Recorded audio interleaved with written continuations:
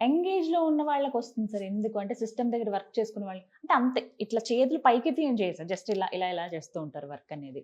వాళ్ళల్లో చూస్తాము. కొన్ని ఎక్సర్‌సైజెస్ చేసే వాళ్ళలో చూస్తాం. అంటే ఇవి తాత్కాలికమైనా అవి శాశ్వతంగా ఉండిపోతాయా? తాత్కాలికము మొదటలో, తర్వాత శాశ్వతంగా అవుతాయి. బా ఎందుకు నువ్వు ఆ నొప్పి జరిగినప్పుడు ఫస్ట్ ఆఫ్ ఆల్ కారణం కనుక్కోవాలి, హ్మ్. తర్వాత లోపల ఏముందో చూసుకోవాలి, హ్మ్. దాన్ని ట్రీట్ చేసుకోవాలి, అది మళ్ళీ రాకుండా చూసుకోవాలి.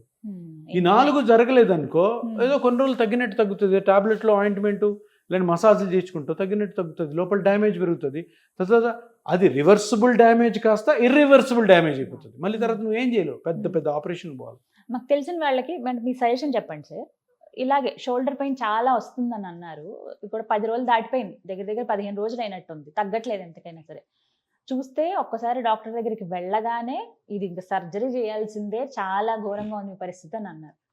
సో అంటే స్టేజ్ బట్టి చెప్పేస్తారా? ఎలా చెప్తారు? ఇప్పుడు వాళ్ళకి సర్జరీ అవసరం లేదు, మీరు చేసేటువంటి ఈ థెరపీయే సరిపోతుందా?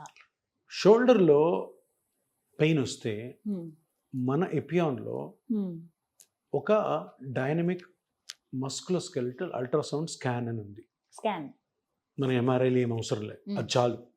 దాంట్లో షోల్డర్ జాయింట్లో ప్రాబ్లం ఉందా, నేను 4 మజిల్స్ చెప్పాను కదా, దాంట్లో రొటేటరీ కఫ్ అంటాం ఈ 4 మజిల్స్ని కప్పి. దీంట్లో ముఖ్యమైనది సుప్రాస్పైనేటస్ టేర్ అంటారు.